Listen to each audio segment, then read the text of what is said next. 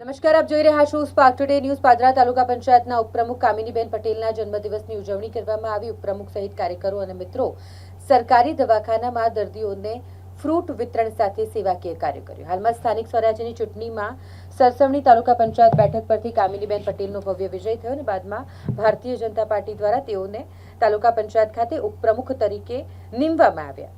ત્યારે ઉપપ્રમુખ કામિનીબેન પટેલના જન્મદિવસ નિમિત્તે સરકારી દવાખાના ખાતે દર્દીઓને ફ્રૂટ વિતરણ કરવામાં આવ્યું અને આ રીતે તેમણે સેવાકીય પ્રવૃત્તિ કરી છે। આજ રોજ પાદરા તાલુકાના ઉપપ્રમુખ અને મારા પત્ની આજે એમની જન્મ દિવસ હોવાથી પાદરા સરકારી દવાખાનામાં બધા દર્દીઓને ફ્રૂટનું વિતરણ કરી અને એમનું સ્વાસ્થ્ય સારું રહે એ રીતે આશ્વાસન એમને આપ્યું અને અમારા પ્રમુખ તાલુકા પ્રમુખ સભ્યો બધા હાજર રહીને અમે વિતરણ કર્યું।